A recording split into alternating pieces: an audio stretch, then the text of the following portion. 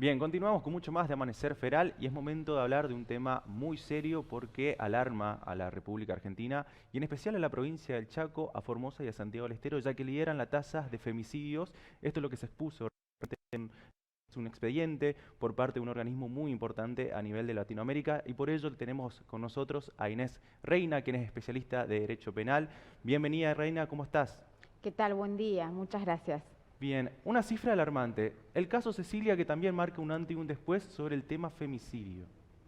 Sí, la verdad que en nuestro país tenemos cada 23 horas una víctima por femicidio. El femicidio está establecido en nuestro país desde el Sí, año 2012 en el Código Penal como un agravante de los homicidios en el artículo 80, inciso 12 más precisamente, en donde nuestros legisladores han tomado la decisión, que ya era una corriente internacional, de los llamados femicidios, que es cuando se comete un homicidio por el odio tanto sobre todo de los varones a lo que es las mujeres, sobre todo en casos en donde fueron parejas o son parejas. Esto también lo distingue el Código Penal, que no solamente tiene que ser la pareja en el momento, sino que también puede ser una expareja, que en muchos casos pasa que tienen algún tipo de medidas como botones antipánicos y medidas de restricción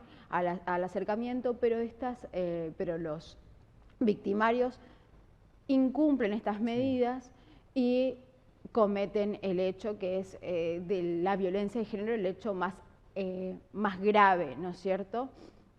Entonces, nuestra provincia, la provincia del Chaco, ya hace más de 5 años que viene trabajando, no solamente con la Oficina de Violencia de Género del Superior Tribunal de Justicia del Chaco, sino que también implementando fiscalías especializadas para la temática. Hoy por hoy, en nuestra provincia, no solamente que hay fiscalía, sino que ya metodológicamente en el procedimiento, con una simple amenaza de la víctima, con un mínimo de pruebas, ya se lo puede detener y dirimir si se le da una prisión preventiva o se le decreta la libertad. Pero preventivamente, antes de estos, se los aprende a los denunciados. Entonces, tenemos nosotros, por suerte, una de los procedimientos penales más a la vanguardia en el país, pero sí seguimos teniendo números muy graves de femicidio en nuestra provincia. Inés, bueno, vamos a sumar también y actualizar justamente cómo es la investigación de la causa Cecilia. En estos últimos días se realizó el testimonio frente a la Fiscalía a aquellos testigos que fueron justamente del matrimonio entre César y Cecilia para determinar cómo era el entorno de ellos. En relación a esto, el entorno, ¿qué tan importante es cuando lleva adelante la posibilidad que exista este caso de un crimen de una persona hacia su pareja? Y sumamente es muy importante, se hacen estudios socioambientales en muchos casos, que es que los mismos profesionales del Instituto Médico Forense llegan a la vivienda y hacen un sondeo vecinal para que se entienda con palabras un poco más coloquiales. Sí. Entonces es importante sobre todo en este caso porque acá no tenemos un cuerpo para poder hacer una autopsia. Entonces las pruebas solo son en este momento van a ser muy importantes del contexto en el que vivía la pareja, que vivía Cecilia. Entonces, en general, por parte del femicidio, ¿esto se puede prevenir en relación a un crimen que puede llegar a suceder? ¿Qué tan importantes son las alarmas que hay que tener? Son muy importantes las alarmas. En muchos casos se puede prevenir porque hoy por hoy tenemos en nuestra sociedad muchos centros de atención a personas que sufren violencia de género. Que violencia de género no solamente, como ya le decía, el femicidio es la expresión más violenta, la más grave, Sí. pero también existen otro tipo de violencias como las violencias psicológica, económica y física. Exacto, ahí me quería detener, Inés. porque no solamente tiene que ver en relación al crimen, al delito, sino que existen otro tipo de agresiones, sean manipuladoras, sean realmente por parte económicas y demás. Estas alarmas, ¿cómo se pueden dar? Porque normalmente son silenciosas. Claro, exactamente. Y muchas veces ocupan también otro tipo de mecanismos, no tan directos, sino que Claro. violencias a través del, si tienen niños, si tienen hijos en común, también los suelen usar. Entonces, esto es muy importante y las campañas de concientización Sí, que puedan tener acceso a todas las mujeres y todas las feminidades, ¿no? No solamente las mujeres sufrimos violencia de género, hoy por hoy ya también la comunidad trans, y eso es un reclamo de la comunidad, que se incorpore el transfemicidio como una figura específica en el código como el femicidio. Entonces, lo importante es la difusión de las alarmas que hay que tener, sobre todo porque en las primeras manifestaciones de violencia empieza por la violencia psicológica, o sí. sea que no hay un golpe para denunciar ni tampoco algo un poco más extremo. Entonces hay que tener en cuenta todo lo que sea la comunicación. Recién lo mencionabas, Inés, que el femicidio es quizás la parte cúlmine de lo que es una serie de casos que se vienen llevando adelante tanto en la pareja y en general. ¿Cómo se puede percibir por parte del entorno? ¿Cómo se puede ayudar? Justo como estamos viendo en imágenes lo que puede ser una discusión de forma figurativa. Sin embargo, estos casos suceden, estas psicopatías suceden. Sí, y muchas veces las víctimas, bien lo decías, no tienen la capacidad o no tienen las herramientas o no se sienten lo suficientemente fuertes para ir hasta una comisaría o a la fiscalía a denunciar. Entonces, el entorno, las familias, los amigos pueden denunciar también, Sí, pueden hacerlo y también hay un número que es el 144 en donde se puede pedir asistencia, así como los centros en donde que hay tanto aquí en Resistencia, en Barranqueras, son centros que ayudan a las víctimas y los familiares y amigos son muy importantes para la detección de esas alarmas, ¿no? De las famosas red flag o banderas rojas. claro.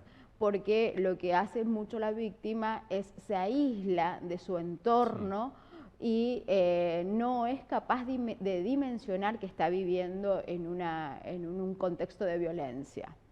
Hablando en general del femicidio, de lo que sucede lamentablemente, hay muchas situaciones que son silenciosas, como los grupos de WhatsApp o mensajes por WhatsApp, que genera una cierta dependencia. Conoces personas que quizás tienen su vida en torno a esta situación, a su pareja, y que realmente se encuentran alarmadas ante una situación que quizás la víctima no quiere llegar a reconocer lo que está sucediendo. ¿Cómo se puede llegar a ver o cómo se puede contrarrestar este tipo de cosas, Inés?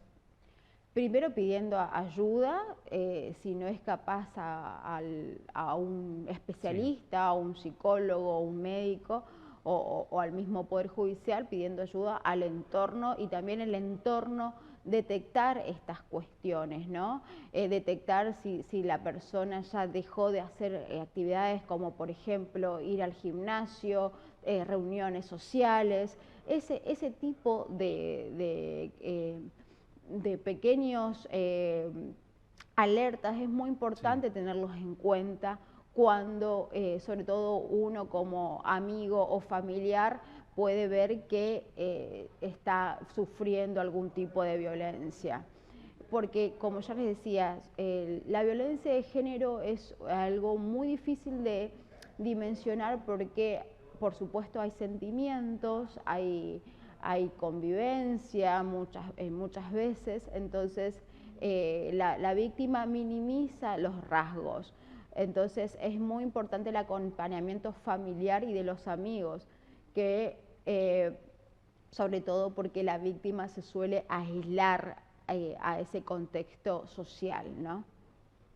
Desde la producción consultan cómo los amigos se pueden ayudar y hago esta aclaración porque en el caso Cecilia, tanto la madre como su tía abuela anunciaban que Cecilia ya tenía algunos indicios sobre su relación con su suegra, con Marcela Acuña. ¿Cómo pueden ayudar por parte del entorno ante ver que una persona que se está aislando, a una persona que quizás justifica actos de violencia, quizás no físicos, pero sí psicopáticos en relación en general?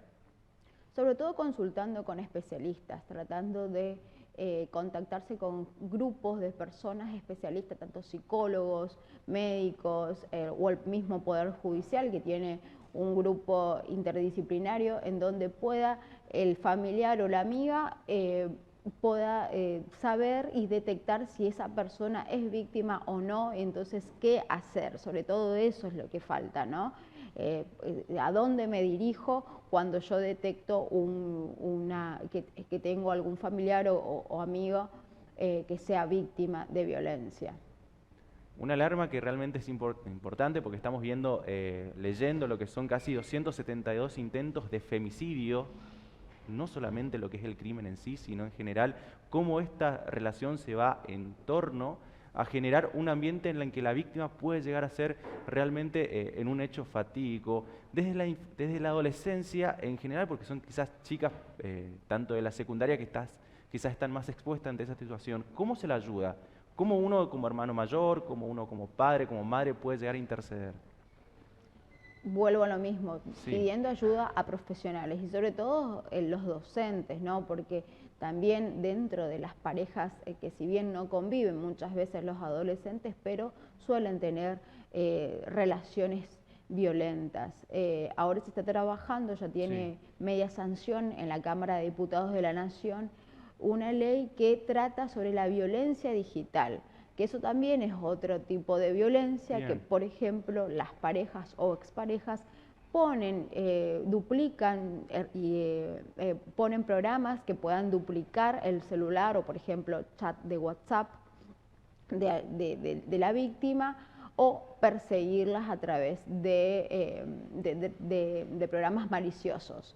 Entonces, eso ahora se está tratando, tiene que tener su tratamiento, ya tiene con 91, creo que 291 votos en Cámara de Diputados y tiene que pasar a Cámara de Senadores para que sea sancionada. Y es importante porque uno por ahí no dimensiona, pero también hay que saber que la violencia de género es un círculo que va increciendo, o sea que empieza con violencia psicológica, puede ser violencia económica si la persona depende de su victimario, hasta la violencia física y, como ya les decía, el máximo grado de expresión de la violencia, el femicidio. Entonces, es importante la detección temprana y como los docentes también tendrían que estar capacitados para la detección y para concientizar, ¿no? ¿Qué es lo que es una relación sana a una relación violenta? bien Inés, la última y ya te liberamos. Consulta en general y bajo tu punto de vista, ¿funciona el botón antipánico? Porque las últimas 3 víctimas de la situación de violencia de género que culminan en femicidio tenían botón antipánico, por lo cual no pudo llegar a contrarrestar justamente el crimen en sí. ¿Funciona en la provincia del Chaco? Mira, en la provincia de Chaco funciona, por supuesto, siempre hay casos de excepción, ¿no? Pero es una buena herramienta y hoy por hoy también lo que se está implementando ya para condenados es el sistema dual, que es una tobillera para el condenado, que tiene condena en libertad, pero usa una tobillera y un dispositivo tanto para el condenado como para la víctima, que eso lo monitorea a través del GPS, o Sí. sea, que si el condenado se acerca a la víctima, inmediatamente el servicio que los monitorea de la policía provincial lo llama por teléfono y si no, lo intercede con un patrullero. Ese es un sistema, si bien es un poco más invasivo, ya para personas condenadas por violencia de género, que gozan de la libertad. ¿Por qué gozan de libertad? Porque seguramente no tenía antecedentes y eran penas de hasta 3 años en donde pueden gozar de su libertad, que es una libertad condicional, cuando son delitos más leves como amenazas o lesiones leves, por ejemplo. pero es un sistema que está dando mucho resultado, que es el sistema dual, ya cuando hubo un proceso, un juicio y una condena al victimario, ¿no? Al violento. Pero el botón antipánico es una herramienta que lamentablemente sirve, pero que existen estas excepciones, ¿no?